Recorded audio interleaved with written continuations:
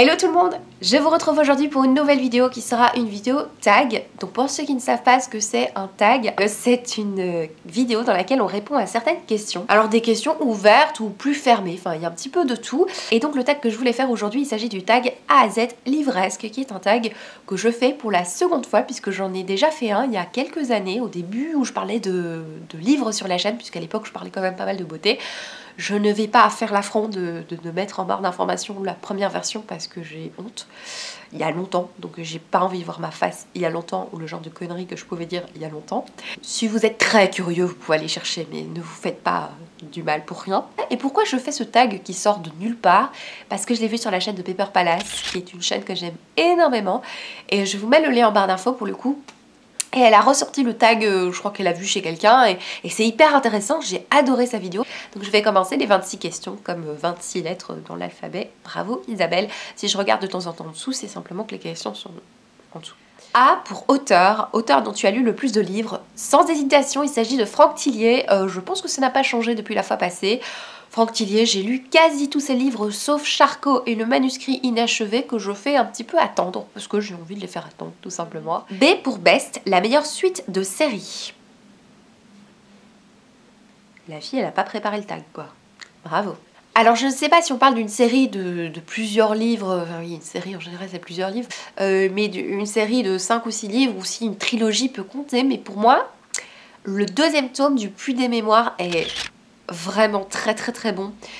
C'est une saga de Gabriel Katz, une saga de fantasy qui permet, je pense, à des gens qui n'ont pas trop l'habitude de lire de la fantasy, de découvrir ce que c'est la fantasy, mais sans être plombé par de trop grandes descriptions. Alors moi j'aime bien les grandes descriptions, mais pour ceux qui n'aiment pas trop ça et qui veulent quelque chose de plus accessible, vraiment Gabriel Katz, il fait quelque chose de génial. En plus il a un humour que j'adore, et donc j'aime beaucoup découvrir le second degré dans les romans de Gabriel Katz, et pour moi la meilleure suite de série c'est vraiment le deuxième tome. Je dis ça parce que le premier tome est peut-être un petit peu en dessous des autres, c'est plus introductif, c'est peut-être moins palpitant que les autres, mais en tout cas la suite est vraiment géniale. Current, lecture en cours. Alors actuellement je suis en train de lire plusieurs livres en même temps pour changer. Je suis en train de lire Harry Potter 5, donc je suis à la fin, je l'ai mis en pause. Je suis aussi en train de lire La deuxième femme. J'aime beaucoup ce livre, c'est un thriller là que je suis en train de lire. Je pense que je vais m'arrêter là pour les lectures en cours, quoique je lis aussi, c'est vrai, le recueil de nouvelles de Franck Thillier. C'est vrai que c'est un livre que je n'ai pas encore lu vu que j'ai lu que la moitié. Et c'est vrai que je ne sais pas, il y a des livres que j'ai mis en pause, mais je ne sais pas si je suis en train de les lire et que je vais les reprendre dans 2 jours, ou s'ils sont en pause pour toujours, comme beaucoup de livres abandonnés. D pour drink, la boisson qui accompagne tes lectures. Je pense qu'il n'y a même pas besoin de développer, hein. Le thé, comme d'habitude. Quoique c'est vrai que pour une soirée cocooning, un chocolat chaud au lait de soja. Alors moi je raffole, je préfère ça au lait d'amande. I pour e-book, e-book ou roman papier. Eh bien roman papier clairement, hein, ça c'est évident. Ceci dit, je prends ma liseuse pour aller travailler dans mon nouveau boulot pour lequel je dois faire près de 3 heures de route aller, 3 heures de route retour, et que j'ai déjà pas mal de choses à porter, notamment un instrument encombrant, et donc bien oui, je prends ma liseuse pour pouvoir continuer des livres que j'ai commencé, ou continuer d'autres choses, parce que clairement me trimballer Harry Potter 5, non. F pour fictif, un personnage fictif avec lequel tu seras effectivement sorti au lycée. Je sais pas trop répondre à cette question. Moi, je suis assez fan de Fred et George. Alors, je sais qu'actuellement, je sortirais bien avec Fred ou George. On va pas développer le sujet. Mais à l'époque, je ne pense pas que je serais sortie avec Fred et George. Je serais sortie avec Sirius, ou... Enfin, oui. Ou avec Drago Malfoy, je sais pas. Avec quelqu'un, je sais pas. En tout cas, actuellement, clairement, ce serait Fred ou George. Dans Harry Potter, je précise quand même. Parce que tout le monde n'a pas lu Harry Potter. G pour Glad, un roman auquel tu es contente d'avoir donné une chance. Je vais réfléchir et je reviens.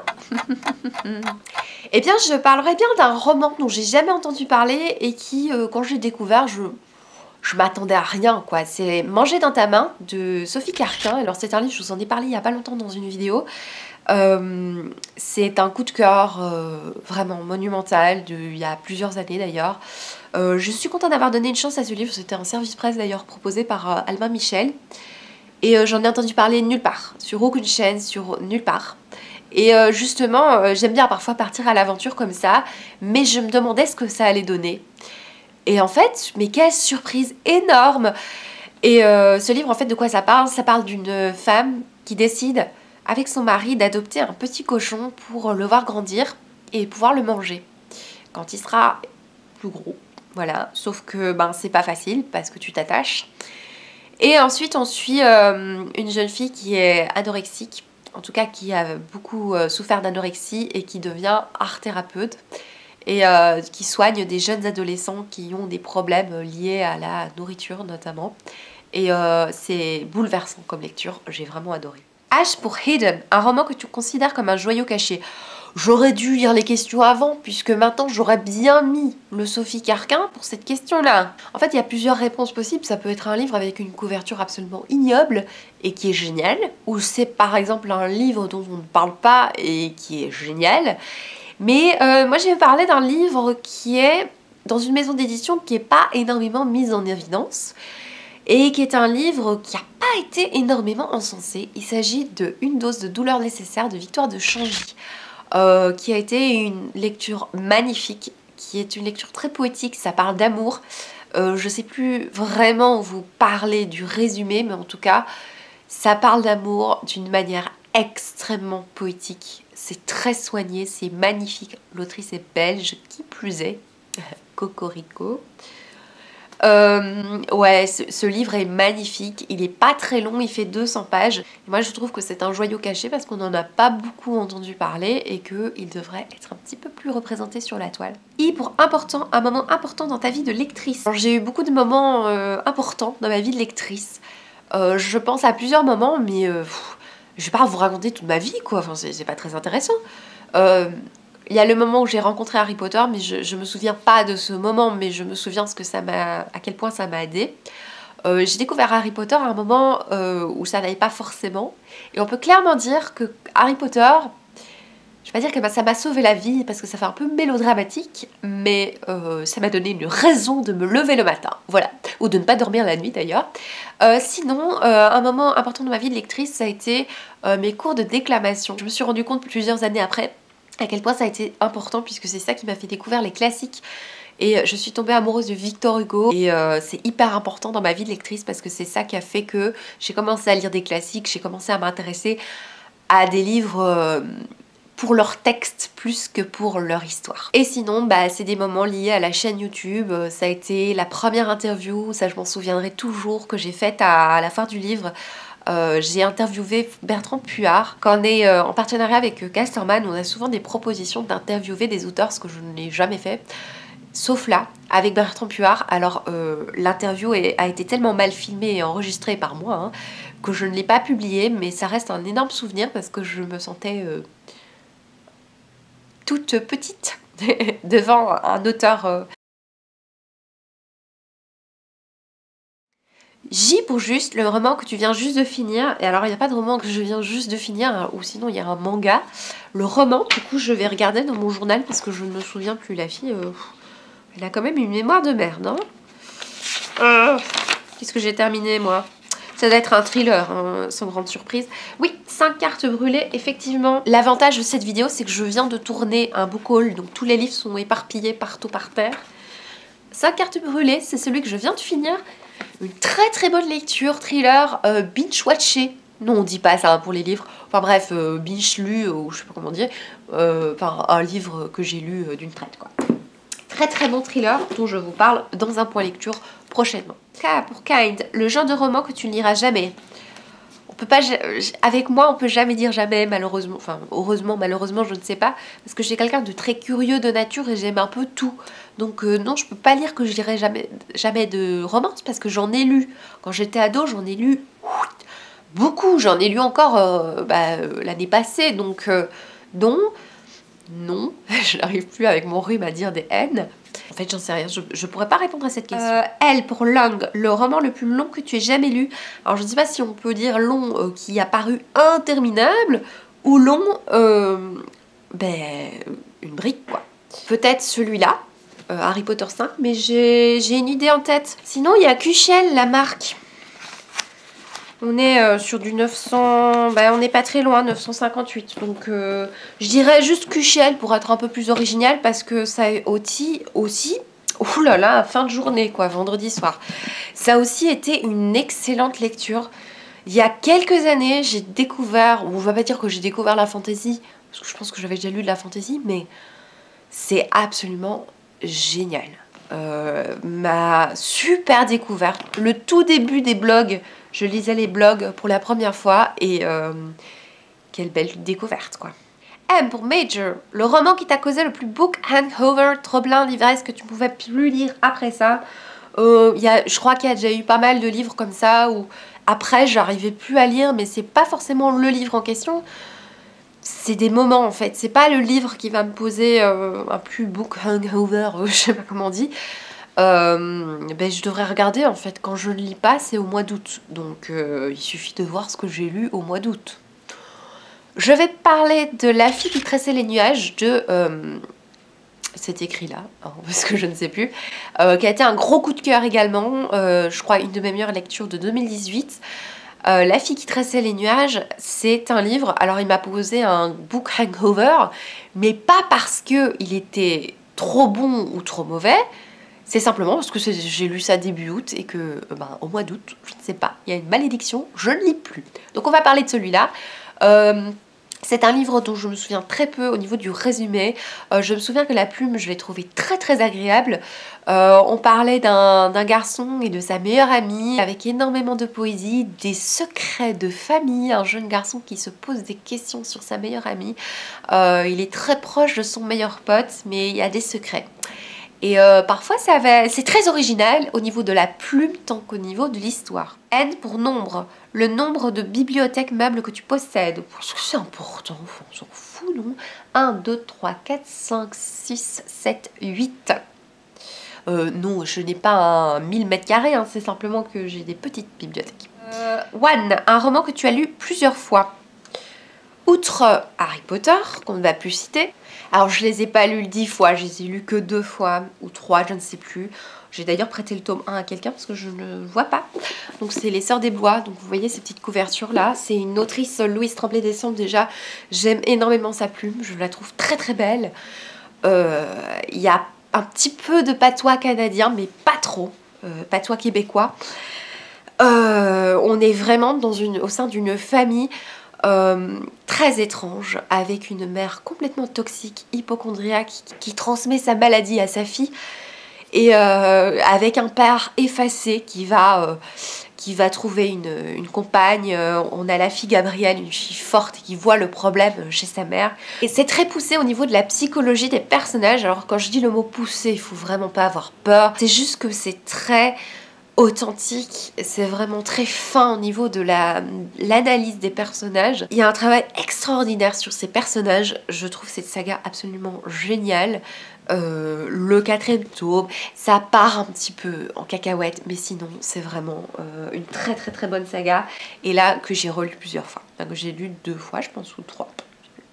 P pour préférer, ton endroit préféré pour lire, eh bien c'est mon canapé, même si je finis par être complètement tordue, que j'ai mal au dos, bah, c'est l'endroit où je dors, mais oui, c'est vrai, c'est un lapsus. En général, le vendredi soir, je m'endors sur le canapé devant des vidéos de Séverine. Non pas que tes vidéos soient chiantes, ma petite, mais c'est juste que c'est vendredi soir. Mais oui, sinon le lit, je trouve pas ça si confortable que ça, j'aime pas trop lire dans le lit. Sinon, c'est vrai que l'endroit où je préfère me préparer à lire, donc c'est-à-dire que quand je sais que je vais dans cet endroit-là, je prépare plein de livres parce que j'ai trop hâte, c'est le train. Alors là, c'est l'endroit que je préfère anticiper, mais sur le moment, je passe pas autant de... Je sais pas expliquer. Quand je sais que je vais passer du temps dans le train, je vais pouvoir lire, je suis trop contente, mais j'ai plus de joie à l'anticiper qu'à le vivre. Donc je préfère lire dans mon canapé, clairement. Q pour quote, une citation d'un livre que tu as lu qui t'inspire ou te fait ressentir plein d'émotions. Il fut un temps où j'écrivais pas mal de citations. où j'avais ouais, retranscrit pas mal de citations. J'avais même un cahier de citations. Mais là, comme ça, non quoi. Mais clairement, si je dois donner des citations, ce seront des citations d'une dose de douleur nécessaire de Victoire de Changy. Clairement, j'avais renoté des citations de ce livre, ça je m'en souviens, parce qu'il y a des très très belles phrases, c'est magnifique. R pour regret, ou un regret de lecteur. Un regret de lecteur, bon non. Pourquoi j'aurais un regret de lecteur? Qu'est-ce que je dois avoir comme regret de lecteur? Non, je sais pas, je regrette rien. C'est bien comme philosophie quand même. S pour série, une série que tu as commencé mais jamais fini. Et tous les livres sont sortis, mais il faut pas abuser, enfin, il y en a tellement. Mais il y en a tellement, toutes ces séries que j'ai commencé. Il y a un moment où j'étais à fond dans la bitlit ou ce genre de lecture. Des séries, bah oui, il y en a QCL, là, je vous ai montré. C'était pour trois de tes livres préférés de tous les temps. Mais qu'est-ce que c'est que ce questionnaire? J'avais oublié pourquoi est-ce que je refais ce tag. C'est absolument horrible. De tous les temps, mais il faut dire de tous les temps. Donc je vais pas dire Harry Potter, c'est pas possible, enfin je peux pas. Oh, c'est horrible. On va oublier qu'Harry Potter existe, voilà. Si Harry Potter n'existait pas, je dirais Le Silence de la mer de Vercors. Les Sœurs des Blois, bah oui, répétition, mais il n'y a rien à faire. Ouais, Le Silence de la mer de Vercors, Les Sœurs des Blois et... Oh mais oui, mais pourquoi je réfléchis? Raison obscure d'Amélie Antoine, clairement. C'est... ce livre, voilà. U comme unapologetic, quelque chose dont tu n'éprouves absolument aucun remords d'être fangirl. Alors je suis pas très fan... La fille, mais qu'est-ce qu'elle va sortir? Je suis pas très fangirl. Je vous montre les chaussettes que je porte actuellement. Je porte des chaussettes Drago Malfoy. Je ne suis pas fangirl. Bon, à part Harry Potter, hein, clairement. Quand j'étais plus jeune, oui, on va dire quand même, on va répondre à cette question. Quand j'étais plus jeune, la fille, non, je suis pas fangirl et j'ai une coque Harry Potter, j'ai une coque Poudlard, quoi. Enfin, faut arrêter. Ouais, je dirais, quand j'étais plus jeune, j'étais fan de Charmed et je savais que c'était mauvais. Je le savais, mais j'étais fan. Par contre, je m'habillais comme Phoebe. Et je savais que c'était mauvais. Je voyais les mauvais effets spéciaux, le mauvais jeu d'acteur. Vraiment, vraiment. Mais c'est trop chouette, quoi. Moi, j'aimais trop. V comme Very, un roman dont tu attends la sortie avec grande importance, plus que les autres. Oui, il s'agit du tome 2 du Serment des Orages, du Serment de l'Orage de Gabriel Katz, puisque le tome 1, je l'ai beaucoup aimé. Et d'ailleurs, j'ai hâte de le relire parce que pour le coup, même si c'est un roman que j'ai adoré, j'ai un petit peu oublié de quoi ça parlait. Je confonds un petit peu avec ces autres sagas. Mais clairement, la sortie que j'attends avec le plus d'impatience prochainement, et sinon le prochain Fantinier. W pour Worst, ta pire habitude livresque.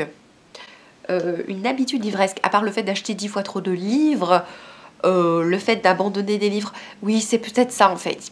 Je commence des livres et puis je mets un signet, un marque-page, je le mets de côté et j'oublie qu'il existe ce livre. Et du coup, 2 mois plus tard, je vois, mais il y a un signet dans ce livre.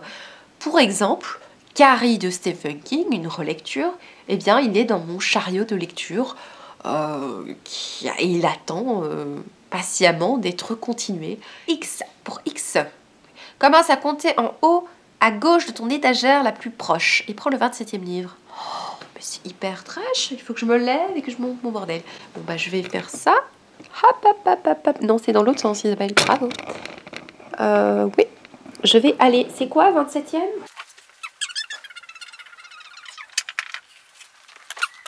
Bon bah clairement il s'agit de Belle du Seigneur d'Albert Cohen que j'ai acheté dans cette très belle édition qui n'est pas du tout pratique parce que le livre ne sort pas de sa boîte et surtout le marque-page est hyper dangereux. Donc c'est un marque-page aimanté qui en fait coupe et qui abîme le livre. Enfin, quoique ça va, ça dépend comment on le met. Bah, c'est pratique hein, mais c'est juste que je l'ai commencé. Oh, Belle du Seigneur. C'est juste que je l'ai oublié, comme Carrie de Stephen King et beaucoup de livres, et que c'est vrai qu'il est quand même vachement lourd. Et c'est vrai qu'il est écrit petit. C'est vrai que ça n'aide pas du tout. Y, ton dernier livre achevé. Acheté, mais oui. Bah, j'en ai acheté 3 à la fois, donc je sais pas trop. Les 3 livres que je viens d'acheter, il s'agit de Et si l'amour s'était aimé de Fab Caro, qui est, bah, je ne sais pas, parce que je ne l'ai pas encore lu, mais il s'agit d'une romance photo, mais visiblement avec un message derrière. Ce n'est pas simplement une romance roman photo, il y a autre chose que ça. et j'ai hâte de découvrir ce que c'est cette autre chose. Sinon j'ai acheté Le chant de nos filles de Deb Spera qui parle de 3 femmes dont le destin se croise en 1924 en Caroline du Sud. Ça parle de ségrégation, ça parle d'esclaves, une esclave affranchie notamment, des femmes qui n'ont rien en commun au départ. Il y en a une qui est très riche, il y en a une qui vient d'être affranchie, il y en a une pauvre qui se fait battre par son mari. Enfin voilà, des choses, des profils un peu différents et leur destin se croise et on va voir ce qui va se passer. Et j'ai acheté aussi Rosa de Marcel Sel. C'est l'histoire de la grand-mère de Marcel Sel, je pense. En tout cas, c'est ce que j'interprète en lisant le résumé. Et j'ai fort accroché avec le début du livre en magasin, donc je l'ai acheté. Y et Z, le livre qui t'a volé ton sommeil. Eh bien, il y a plusieurs façons de voler mon sommeil. Il y a m'endormir parce que le livre est profondément chiant. Et il y a, eh bien, m'empêcher de dormir, et je vais plutôt opter pour cette solution-là. Avec celui-là, puisque je l'ai lu un jour où j'étais vraiment malade, j'étais censée dormir toute la journée pour pouvoir donner cours le lendemain, sauf que je n'ai pas dormi toute la journée, je me suis forcée à ouvrir de grands yeux pour lire ce livre. Et j'ai adoré, c'était une de mes meilleures lectures de 2019. Un gros coup de cœur pour ce roman policier qui est un énième tome d'une saga. Mais j'ai pas lu le reste et j'ai passé un super moment. Du poison dans la tête, c'est un gars qui se met avec des femmes. Et ces femmes vont toutes vouloir se suicider. Donc le gars a un vrai problème. Et moi, ce qui a fait que j'ai eu envie de lire ce livre, c'est que j'avais envie de voir comment il faisait pour donner envie de se suicider. Donc voilà pour le livre qui m'a tenue éveillée. Et bien voilà, c'est tout pour cette vidéo. J'espère de tout cœur qu'elle vous aura plu. N'hésitez pas à reprendre les questions, à y répondre en commentaire. N'hésitez pas à me dire si vous voulez que je fasse d'autres tags que vous connaissez. Je sais pas lesquels vous intéresseraient parce que j'en ai jamais fait beaucoup, j'en ai beaucoup regardé mais pas vraiment fait. Donc n'hésitez pas à me dire. Merci beaucoup d'avoir regardé cette vidéo jusqu'au bout. À bientôt.